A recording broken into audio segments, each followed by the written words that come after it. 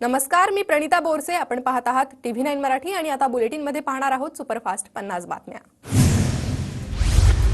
विदर्भ आणि कोकणाला हवामान विभागाकडून पावसाचा येलो अलर्ट. पुढील 3 ते 4 दिवस मेघगर्जनेसह जोरदार पावसाचा अंदाज. किनारपट्टीसह पश्चिम घाटात पुढील 4 दिवस पावसाची शक्यता. अरबी समुद्रावरून येणाऱ्या नैऋत्य मोसमी वाऱ्यात वाढ. पालघरमध्ये पहाटेपासून विजेच्या कडकडाटासह मुसळधार पाऊस. अनेक सखल भागात पाणी साचलं.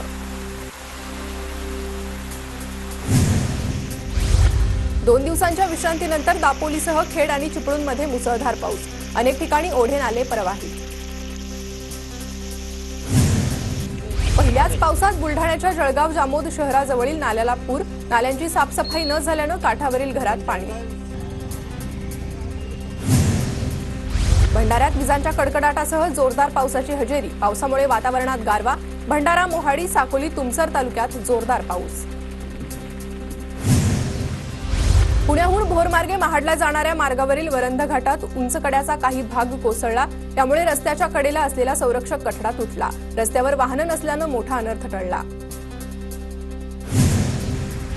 धुळे तालुक्यात पेरणीसाठी शेतकऱ्यांची लगबग सुरू. शेतकऱ्यांकडून मका लावण्याला सुरुवात. यंदा कपाशीऐवजी मका पिकाला शेतकऱ्यांचं प्राधान्य. नागपूरमध्ये पावसाच्या हजेरीनंतर शेतकऱ्यांची बियाणे खरेदीसाठी कृषी केंद्रात गर्दी. सोयाबीन आणि तुरीच्या लागवडीकडे शेतकऱ्यांचा कल. धुळे कृषी उत्पन्न बाजार समितीत कांद्याची आवक वाढली. मात्र उष्णतेमुळे मोठ्या प्रमाणात कांदा खराब झाल्याने कांद्याला 3,000चा भाव देण्याची शेतकऱ्यांची मागणी. सध्या 2,000 प्रति क्विंटलचा दर. धुळे जिल्ह्यात चाऱ्याचा पुरवठा कमी असल्यानं दरामध्ये वाढ. शेतकऱ्यांसमोर चारा टंचाईचं संकट. हिरव्या चाऱ्याच्या दरात यावर्षी दुपटीनं वाढ. धुळे जिल्ह्यात पावसानंतरही 179 विहिरी अधिग्रहित तर 12 गावांना टँकरने पाणी पुरवठा सुरू. जिल्हा परिषदेच्या ग्रामीण पाणी पुरवठा विभागाची माहिती. मराठा आणि ओबीसी आरक्षणासाठी भुजबळ आणि जरांगेंनी एकत्र यावं. बच्चू कडूंचं वक्तव्य. तर बच्चू कडूंनी दुसरा सल्ला द्यावा. जरांगेंची प्रतिक्रिया. लक्ष्मण हाकेंच्या उपोषणाबाबत पंकजा मुंडेंचं मुख्यमंत्री आणि दोन्ही उपमुख्यमंत्र्यांना पत्र. सरकारनं भूमिका स्पष्ट करावी. हाकेंच्या उपोषणस्थळी भेट द्यावी. पत्रातून विनंती. सगळे सोयऱ्यांना आरक्षण देता येत नाही. सगळे सोयऱ्यांना दिलेलं आरक्षण कोर्टात टिकणार नाही. मंत्री गिरीश महाजनांचं मोठं वक्तव्य. मराठा समाजाला फडणवीसांच्या विरोधात घालवण्याचं काम गिरीश महाजनांनी करू नये. फडणवीसांना अडचणीत आणण्याची गिरीश महाजनांची चाल. मनोज जरांगेंचा महाजनांवर हल्लाबोल. जरांगे असंविधानिक भाषा वापरतात. त्यांचं काय षडयंत्र सुरू आहे. लक्ष्मण हाकेंचा सवाल. तर लक्ष्मण हाकेंचे ओबीसी आंदोलन सरकार पुरस्कृत. जरांगेंचा आरोप. लक्ष्मण हाकेंच्या मागण्या मान्य करा, अन्यथा विधानसभा निवडणुकीत सत्तेवर नांगर फिरवू. ओबीसी व्हीजेएनटी बहुजन परिषदेचा सरकारला इशारा. परभणीच्या गंगाखेडमध्ये लक्ष्मण हाकेंच्या समर्थनार्थ ओबीसी समाजाची सरकार विरोधात निदर्शने. शासनाकडे हाकेंचे उपोषण तातडीनं सोडवण्याचीही मागणी. नांदेडमध्ये सकल ओबीसी समाजाकडून जिल्हाधिकाऱ्यांना निवेदन. मराठा समाजाला ओबीसी मधून आरक्षण न देण्याची मागणी.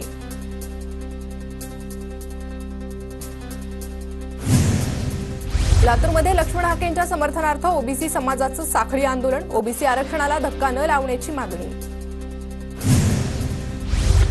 सुनेत्रा पवार आज बारामतीच्या दौऱ्यावर. राज्यसभेच्या खासदारपदी निवड झाल्यानंतर पहिल्यांदा बारामतीत नागरिकांच्याही भेटीगाठी घेणार.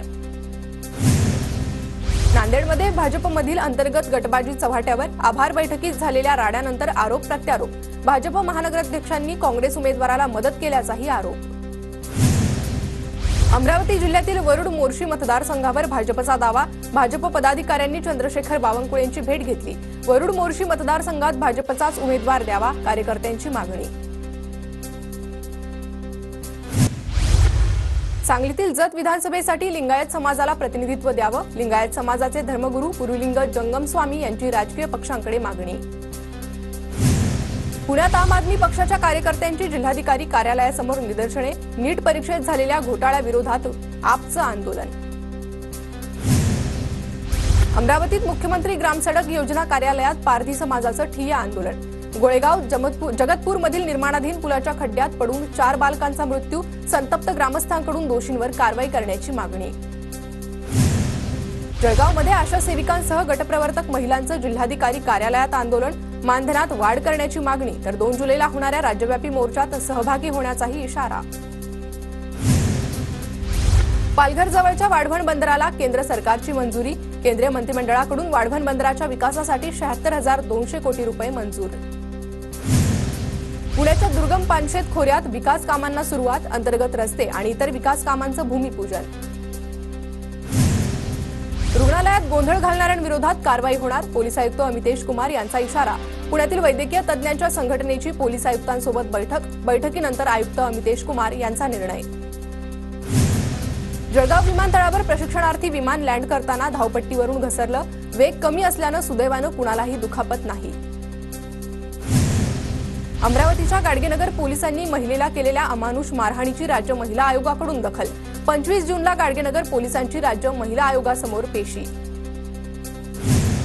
नागपुरात तिथीनुसार छत्रपती शिवाजी महाराजांचा राज्याभिषेक दिन सोहळ्यादरम्यान ढोल ताशा पथकाचं सुंदर सादरीकरण. किल्ले रायगडावर आज तिथीनुसार शिवराज्याभिषेक सोहळा, अजित पवार रायगडावर तर देवेंद्र फडणवीसही जाणार. धुळे तालुक्यातील रानमळा ते पंढरपूर पायी दिंडीला सुरुवात, दिंडीत हजारो वारकऱ्यांचा सहभाग, तर दिंडीतून गावागावात भजन, भारुड आणि कीर्तनाच्या माध्यमातून प्रबोधन.